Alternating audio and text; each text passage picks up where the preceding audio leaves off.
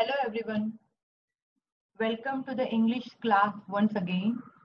I am Dr. Krishna Patel and we are learning effective presentation skills in TYBCom. As you all know, we have started learning presentation skills in the last class and we have already understood the background and the definition of presentation. So let us start from where we left in the last class. Firstly, I would like you all to recollect what we have learned. And see, basically, we began with the definition of presentation, which is it is a means of communication. It is a means of communication which can be adapted to various speaking situations. We understood those various speaking situations, and these situations may vary. But presentation is one of the most important things we all need to learn. As you can see in this picture, right now also this presentation is going. So in various situations, we are required to deliver a presentation, and that is why it is one of the most important things that we need to learn.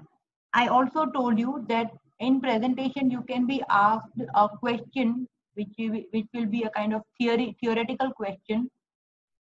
The question will be about the presentation, its importance, and the important sectors or stages of presentation.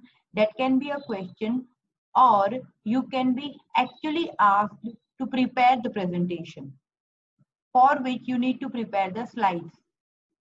And for that, you need to understand, and you do have this practical demonstration of presentation every day nowadays. So it will be very interesting for all of you to understand what it is, what presentation is, and how we should be able to deliver the presentation, right? So let us start.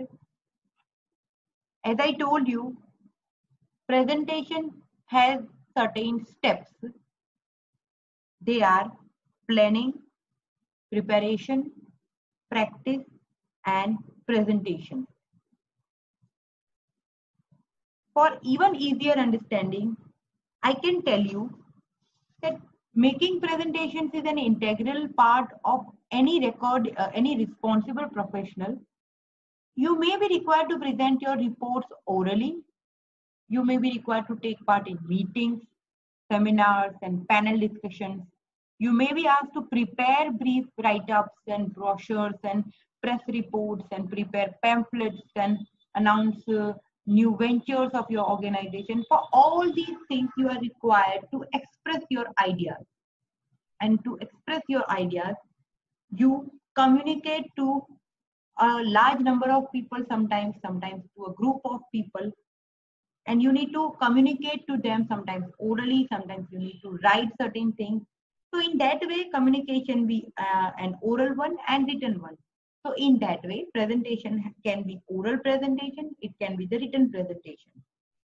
Right? Now what we are going to learn, see, we are going to learn both oral and written presentation, but in exam, you will be writing the written presentation because no oral tests are conducted in the university. So you will be preparing the slides.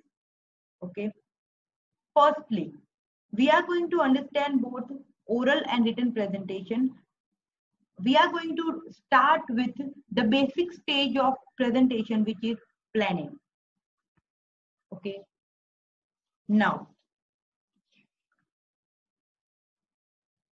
as far as the presentation is concerned, a presentation, I have already defined the word. It is a formal or set piece occasion with two usual hallmarks, and these hallmarks are first, the use of audiovisual aids, and second, the teamwork. Now, the presentation, plenty of occasions arise in our day-to-day life, such as making a marketing or sales proposal, launching a new product or service, speaking at a seminar or conference, running a training session, presenting your business plan. So these are the various occasions where we are required to present. Now, in this way, you can see at once the importance of presentational skills for you. Quite apart from the impact they may have on your business in terms of bottom line results, presentations are also high profile events for you personally. How? Because to some extent you will be on trial and you will be judged. In some context, your career or progress may even depend upon your performances. So it is not just to earn benefit to the organization, but also for your personal growth. The presentations are very important. They are going to, in fact, help you in your career and in your progress. Therefore, your aim should be to develop your presentational skills so that you can present with confidence and effect upon all the occasions that are likely to arise. So, in a way, presentation, at the time of delivering a presentation, we can be compared to an actor. I am repeating this sentence. We can be compared to an actor. See, the effect upon all the occasions that are likely to arise is almost similar. How? An actor at the time of performing, he expresses his skills, he expresses his abilities to perform.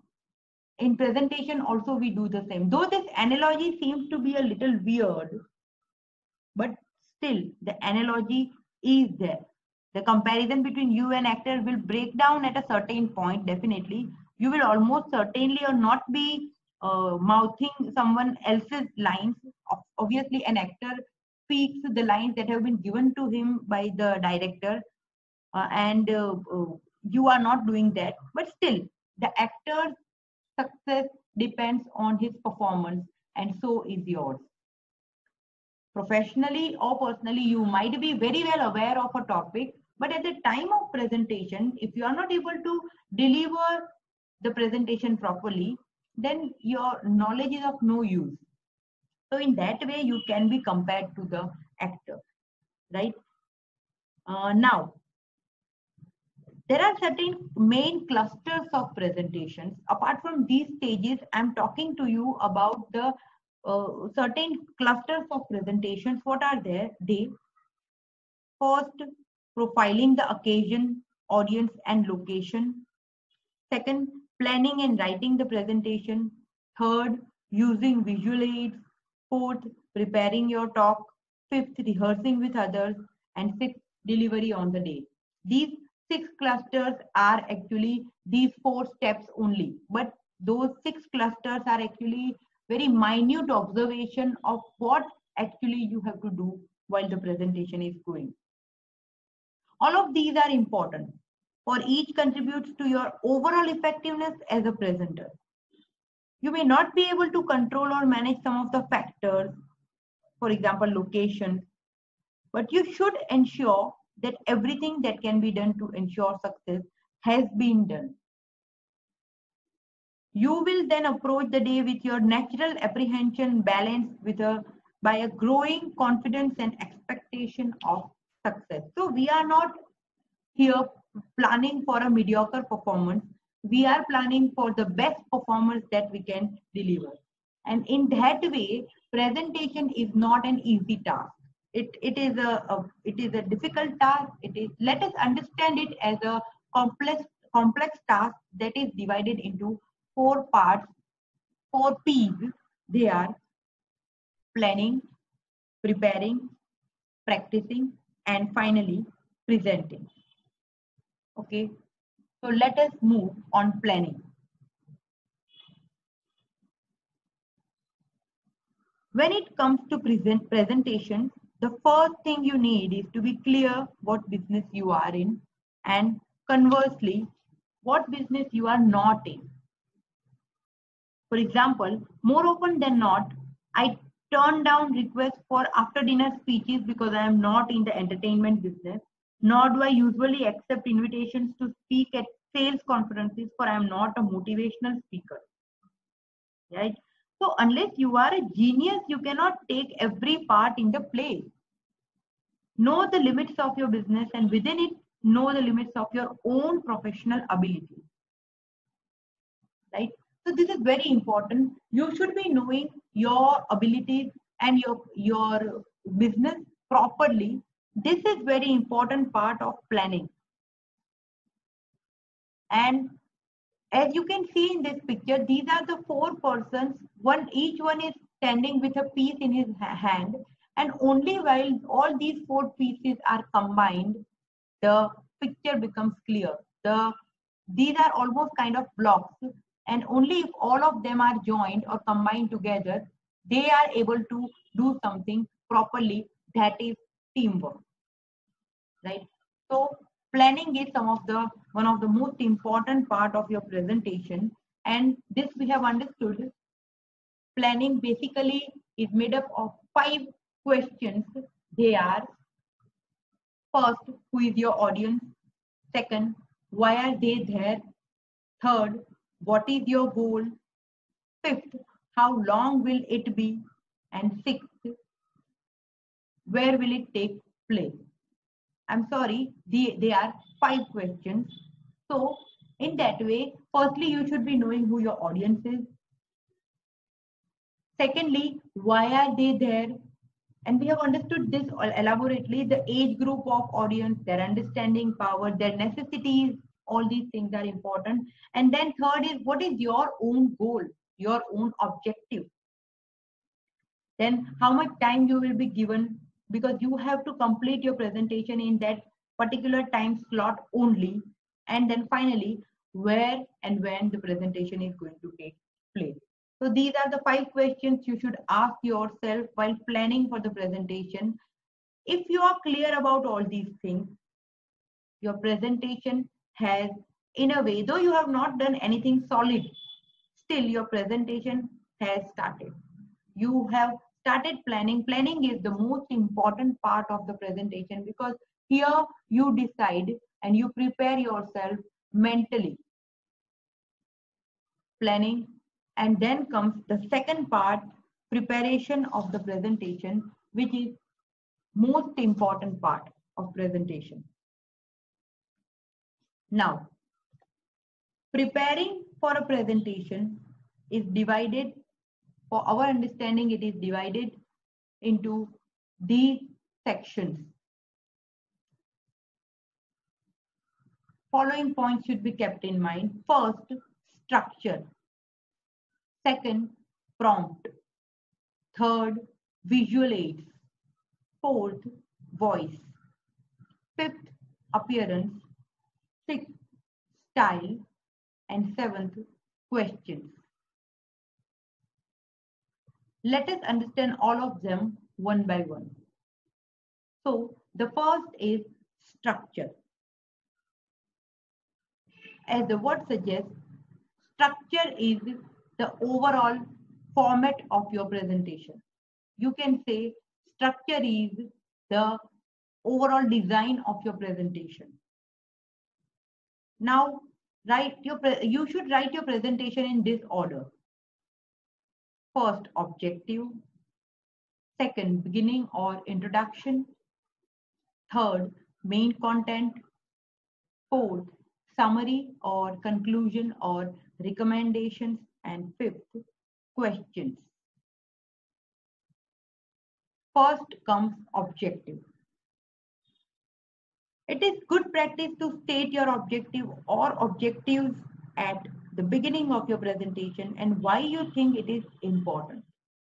This is very important, not just for your own self, but also for those who are who are listening to you and who are seeing your presentation, what your objective is. Because your objective makes it clear before others that this is your presentation about, so that they can decide how carefully they should be hearing you.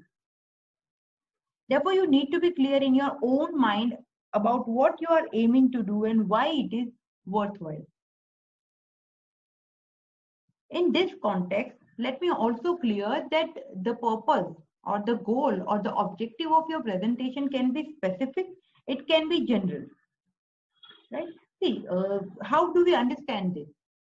A general purpose is something that is educational, that is religious, that is political or commercial, but specific is something that is you are absolutely clear in your mind what you are talking about, so in that way your purpose should be clear. Firstly, it should be specific.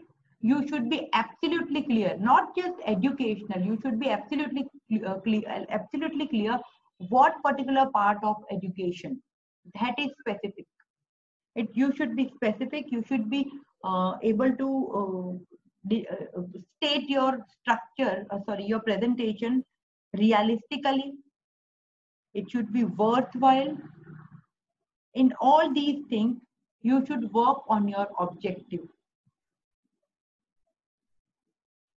Now, second part, which actually is the main beginning, the first part only, that is the beginning or introduction of your presentation.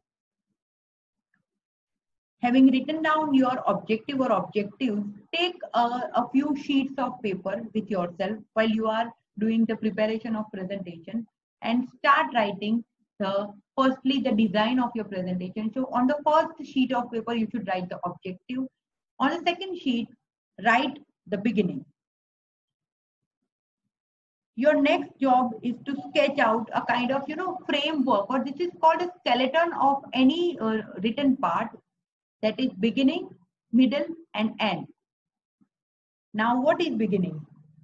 In beginning generally comes the introduction of your own self, introduction of the topic. Sometimes it brings the outline which has to be relevant to the audience, right? All these things begin your presentation. Secondly comes the main content. Now, in middle part or in the main content, break the complex whole of the presentation into certain manageable parts. Just as an author divides a book into the chapters, sometimes 3, 4, 6 sections, or usually these sections should not be more than 6, because otherwise it becomes very complex. And sometimes if there are many sections in the middle part, you forget the first section and you forget your objective also. So you try to divide your main content in certain manageable parts. Make sure that you illustrate main points by examples. Sometimes examples are required. Sometimes certain stories are to be told. They should also be clear in your mind. Sometimes certain anecdotes are to be spoken at that time. Sometimes a half-time summary is also a very good idea. That means after each and every content or each and every section of the content, you should try to summarize what you have already said. Especially when it is a language and complicated presentation, you should keep summarizing at certain levels. And I will give you an example of this half-time summary. While we are learning presentation, we have already conducted a class on presentation, and this is the second lecture, but still I gave you the summary of what we have already learned. This can be called a half-time summary, right? So when your presentation is very long, you should sometimes give half-time summary so that your audience can be brought back to the context in which you are speaking. And put a kind of estimated timetable for yourself. For example, your main content is divided into 5 sections. You should give each section some amount of some time, so that you don't miss anything. Generally, this time is given according to the top priorities. This is very important, so that you don't miss anything, and at least you should not be able to lose the last part of your structure, which is summary, or second last part of your structure, that is summary, right? Summary is a good way to initiate the last phase. Now, this part is very important, because any presentation that is not ended properly, that is not concluded properly, is not a complete presentation. if you can't conclude on a point, if you can't summarize your presentation, then your presentation is of no use, because you just don't have to deliver the facts. You just don't have to give the numbers or realistic effects. You also have to express your view, or you also have to conclude your presentation. So in that way, you should be having a conclusion. Firstly, you yourself should be having a conclusion, so that you can convince others about your own conclusion. And then one more thing about the conclusion part is that we should always end on a positive note.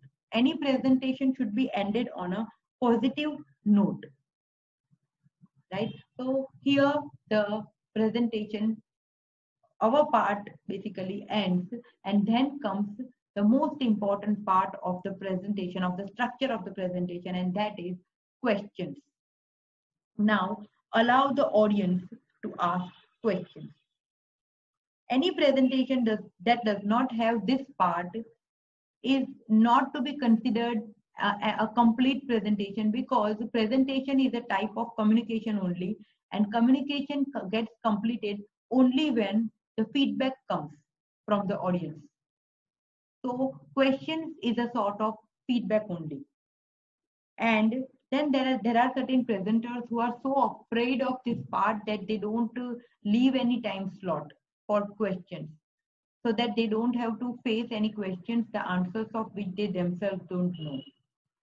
This is wrong, because the more questions that you get in your presentation, the better it is, because then you will be sure that the audience has actually listened to you and they have actually understood what you spoke. And that is why, even if the audience does not ask any questions, you should anticipate certain questions on your own. You should raise them and you should answer those questions. That is one of the very good ways of leaving an impact of your presentation. So here we have seen the structure of your presentation. One more thing. There should be a relation between objective and summary of your presentation. Let us take an example of someone doing research work. Now this person, who started his research work, he had a particular objective in his mind, and he started his work. He started writing beginning, then he worked on the main content, and finally he summarized. But while working on that topic, the objective that he had, apart from that objective, he summarized on 2-3 more things. So till the end of the entire research project, he decided that let me add these 2 more points into the objective, because I have already found the conclusion of them. That means the objective might vary. And that is why structure is a part that should be thought over in the preparation phase only, so that your objective might vary and you can decide on the objective before the delivery of the presentation. These are the points which should be thought, so that you can already decide your objective, and then you should summarize. While summarizing, you should once again think of your objective only, because objective and summary both have to be correlated.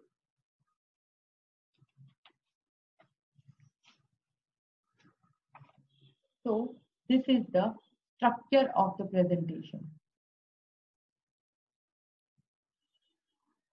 This is one more slide on the structure of the presentation. As you can see, the introduction should be such that it grabs the audience's attention.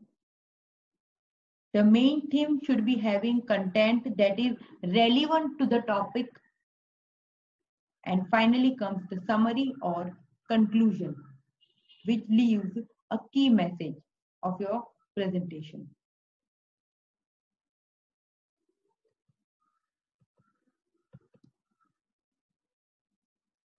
So in the preparation phase, we have seen the most important part of the presentation, and that is structure of the presentation.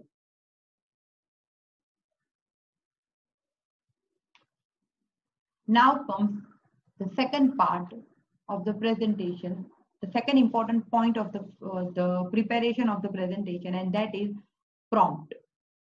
Now, what is a prompt? Prompt is a short bullet point. You can say keywords only. What does this mean? This means that your presentation, in the slides of your presentation, you should be having only the keywords or the important points. You don't have to write all the material that you have in the presentation, because then it will be overcrowded and it would look very bad. It would not create good impression. Your presentation or your slides should be made up of only the important points, and then the presenter should be having a lot of things to say on those keywords. That is how it is delivered. Next comes the most important part of the presentation, that is visual aids. Now, what are visual aids? As the word suggests, visual aids, something that can be visualized, that can aid a lot. There is a Chinese proverb that goes, which says, a picture is worth 1,000 words. Right? A picture is worth 1,000 words. That means anything that you need to explain or persuade, if you show a picture to make the audience understand the concept, it becomes very easy for them to understand. That is why visual aids should be used. Because we take in much of our information, more than 50%, through the gateway of our eyes. Therefore, there is always a strong case for using visual aids, especially if your presentation is primarily about conveying information. That is why visual aids should be used. And now the visual aids basically include the use of projectors, the clip charts, the images, sometimes the TV, the various types of projectors can be used. Sometimes some short film is shown. These are the various visual aids. And for visual aids, simple fonts, colors, and graphs should be used. As this slide says, we should never overcrowd our slides because it never looks professional. Any professional does not overcrowd his slides. And new and different visual aids should be used to make the presentation interesting and to keep the people with you. I think with this, we should end today's class, and we will be meeting in the next lecture.